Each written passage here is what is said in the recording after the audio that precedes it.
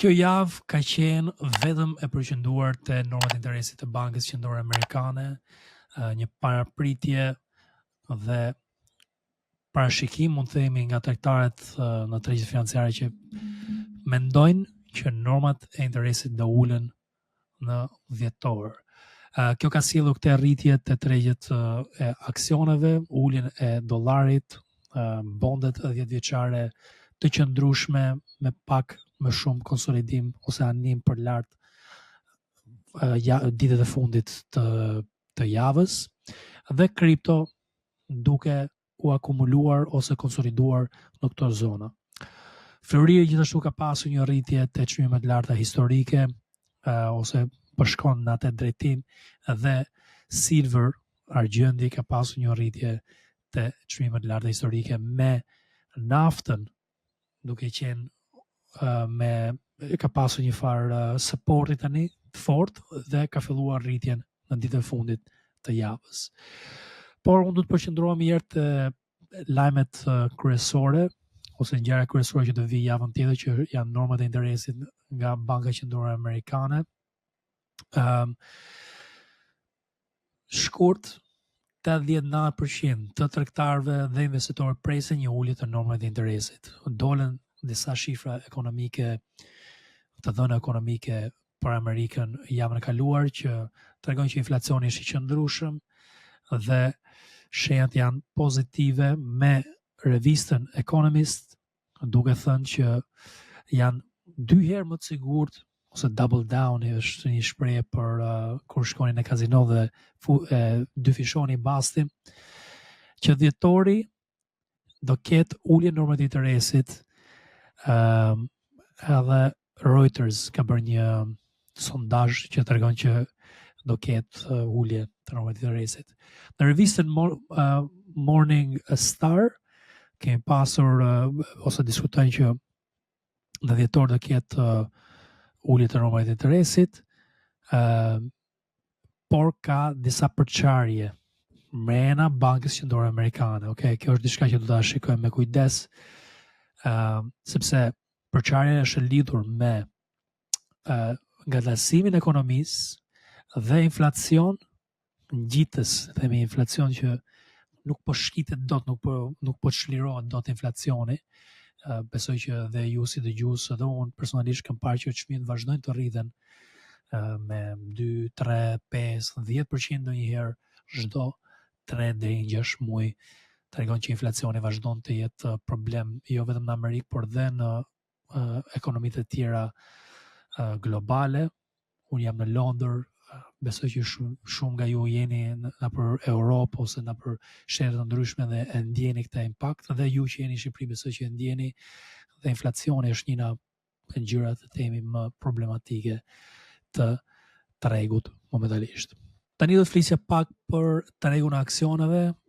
S&P 500, S&P me 500 kompanitë më të mëdha në market cap të Amerikës, dhe Nasdaqu me 100 kompani më të mëdha sipas market capit, që përqendrohen më shumë te teknologjia, vazhdojnë të kenë rritje. Ky artikull përmbledh rritjen që ka pasur në këto 2 indekse kryesor. Edhe shikojmë që java parë e dhjetorit është mbyllur më lart. Unë kam parë që është mbyllur diku te 1.3%, 1.03% plus për Nasdaqun, ka qenë diku te 0.3% për S&P 500. Unë personalisht në portfolion tim, dhe kam darë në një video te kanali im personal, jam 5.5% plus për javën e parë dhjetorit. Lëvizja kryesore ose rritja kryesore është bërë nga sektori teknologjik dhe aksionet e Nasdaqut. Tregon që prap kemi koncentrim më të madh të kompanitë më të mëdha të kapitalit. Kapitali, edhe pse ka lëvizur dhe ka bërë rotacione, kemi parë pak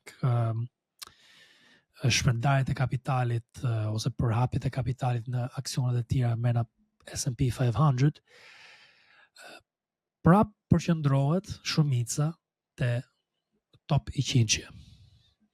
kjo është një problem që kemi pasur që vitin e kaluar, ku po përqendrohet kapitali më shumë te sektori AI-s dhe teknologjisë, dhe një çrregullim në atë sektor mund të sjellë një shitje në tregjet financiare. E pam këtë lloj problemi në shkurt janar deri në mars, më themi, po shkurt ishte momenti që u shit tregu i aksioneve,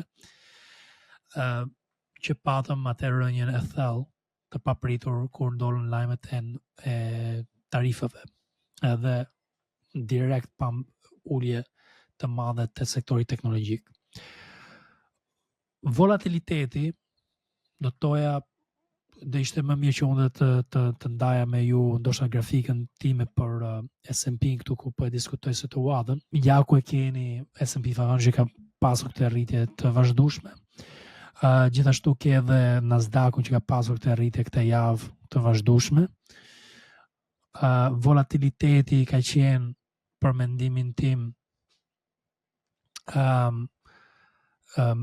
i ulët, dhe kemi bërë një lëvizje kur shikojmë si anon tregu në anën emocionale nga shumë frikë te frikë dhe po shkum te neutral, besoj që të kemi një rritje të tregjet në përgjithësi.